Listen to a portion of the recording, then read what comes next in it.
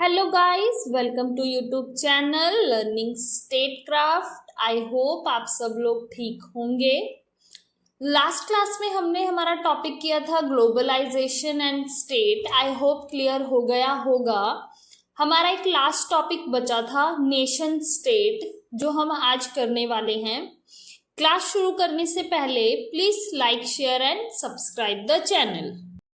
Nation state, राष्ट्रीय राज्य, ये एक ऐसा राजनीतिक संगठन होता है जो एक निश्चित क्षेत्र में प्रभुसत्ता रखता है। इसकी अपनी एक सरकार होती है और जहाँ पर जो जनसंख्या है वो उसकी एक कॉमन आइडेंटिटी होती है, फिर चाहे वो सांस्कृतिक हो, भाषाई हो या ऐतिहासिक पहचान हो, जो वो साझा करते हैं। इसका उदाहरण है जापान, जो एक आदर्श राष्ट्रीय राज्य माना जाता है क्योंकि यहाँ पर जो लोग हैं वो सांस्कृतिक और भाषा में एक रूपता रखते हैं। कैरेक्टरिस्टिक्स ऑफ नेशन स्टेट, राष्ट्रीय राज्य की विशेषताएं। फर्स्ट है डिफाइंड टेरिटरी, मतलब एक फिक्स बाउंड्री होती है। जो भी राष्ट्रीय राज्य होते हैं उनकी जो सीमाएं होती हैं वो निर्धारित होती हैं, और इसे निर्धारित करने के लिए जो भी संधियां, समझौते के माध्यम से जो एक राष्ट्र है उसकी जो सीमा है वो निर्धारित की जाती है। तो एक नेशन स्टेट की विशेषता ये है कि उसकी जो टेरिटरी है वो फिक्स्ड होती है। सेकेंड कैरेक्टरिस्टिक है नेशन स्टेट की सोवेरेनिटी, कि जो नेशन स्टेट है वो फ्री होते हैं एक्सटर्नल इंटरफेरेंस से, कि नेशन स्टेट में जो सरकार है उसके ऊपर बाहरी हस्तक्षेप नहीं है। वे अपने उस लिमिटेड जो निर्धारित क्षेत्र है वहाँ पर अपने अनुसार नियम, कायदे, कानून जो है वो लागू करने का अधिकार रखते हैं।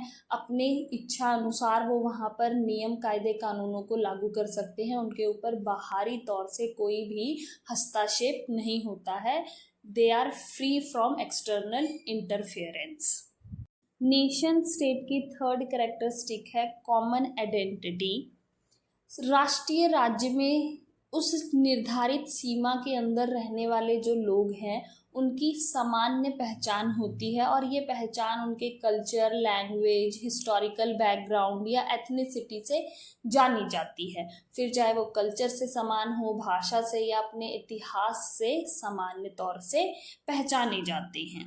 तो ये विशेषता होती है राष्ट्रीय राज्य की। फोर्थ कैरेक्टरिस्टिक है सेंट्रलाइज्ड गवर्नमेंट।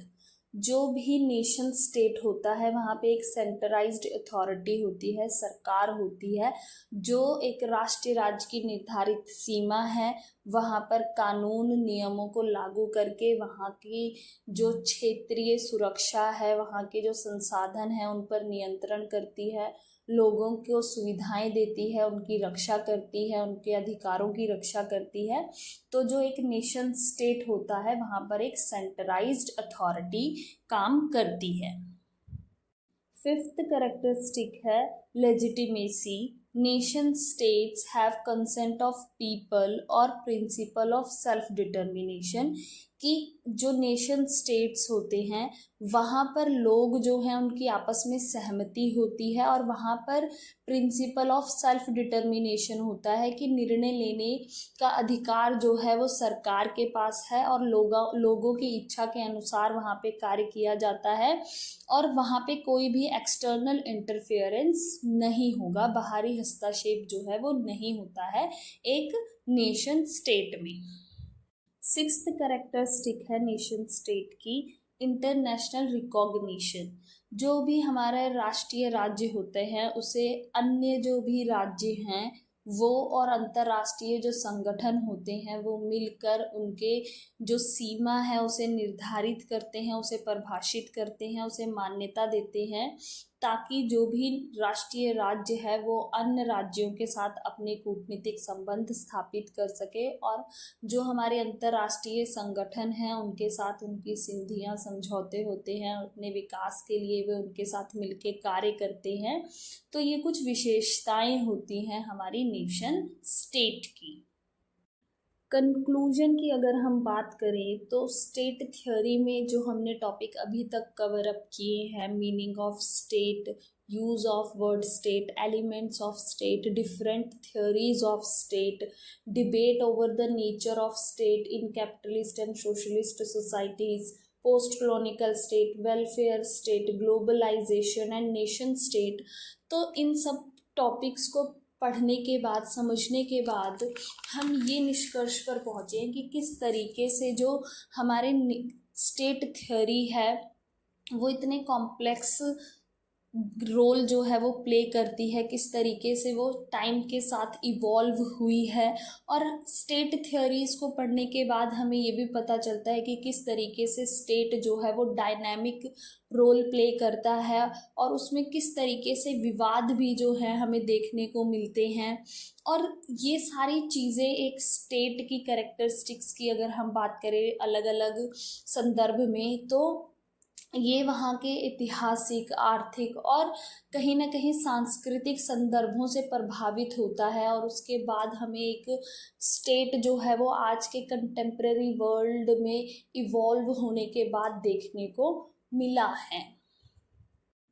आई होप कि स्टेट थ्योरी जो हमने टॉपिक शुरू किया था, जिसके हमने लगभग 7 से 8 पार्ट्स कवर अप किए हैं, जिसमें हमने meaning, definition and use of word state पढ़ा, एलिमेंट्स ऑफ स्टेट पढ़े, डिफरेंट थ्योरीज ऑफ स्टेट पढ़ी, debate over the nature of state in capitalist and socialist societies, post colonial state, welfare state, globalisation and nation state topics जो हैं वो cover up किए। I hope कि वो समझ में आ गए होंगे, अब क्लियर हो गया होगा कि किस तरीके से स्टेट जो है वो टाइम के साथ इवॉल्व हुआ, किस तरीके से डिफरेंट सोसाइटीज़ में स्टेट जो है वो अपना रोल प्ले करता है, किस तरीके के डायनामिक्स जो हैं वो स्टेट को लेकर देखने को मिलते हैं। आज की क्लास हमारी यहीं तक होगी। Thank you for watching. Please like, share and subscribe the channel.